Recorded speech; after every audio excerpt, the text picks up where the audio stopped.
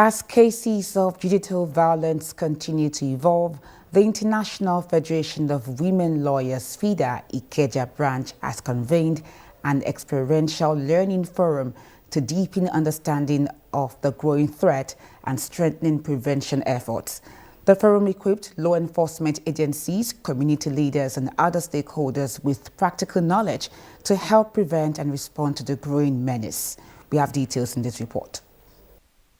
Nearly 1 in 3 women and girls worldwide have experienced physical and sexual violence at some point in their lives, making gender-based violence one of the most widespread human rights violations. To address this challenge, stakeholders from law enforcement agencies, civil society organizations and community groups gathered for a one-day dialogue on promoting gender-sensitive culture in law enforcement agencies towards preventing gender-based violence.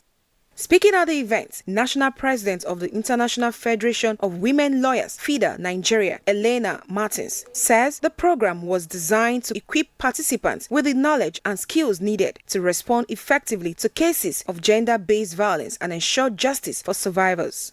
We believe strongly that you hold the power to dismantle the culture of violence, the culture of silence, the culture of pretense and endurance that permeates our society and often surrounds gender-based violence.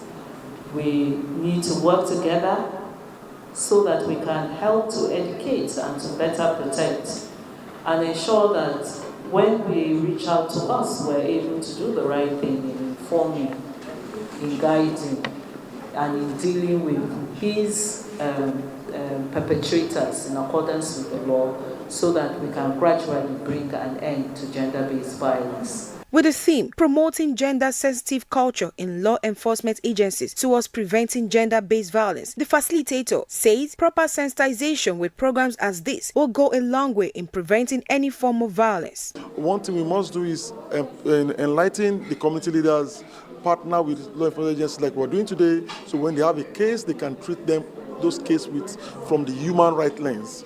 The community leaders themselves need to be empowered, they need to be enlightened. There's need for training of the gatekeepers. The Iyaloja itself can be a gatekeeper. There's need for looking at the trade unions in this community, the traditional leaders in this community, the churches, the mosques, the religious centers. We need to train them. Participants also called for the full implementation and enforcement of existing laws against perpetrators of gender-based violence, while sharing insights gained from the training and its expected impact on the professional's duty. It's on our end, it's the human rights first. For them, it's for them to count numbers as to what numbers of cases we have treated. So it is different. There's a clash between those two things. So we need to actually bring them to our level, to use our lens, to use the human rights lens. Even when they fight, they try to actually carry out the activities. They don't re-victimize the victims from the beginning. When somebody is caught in the act, that person should be made to fix the law, the act of the law, the rot of the law.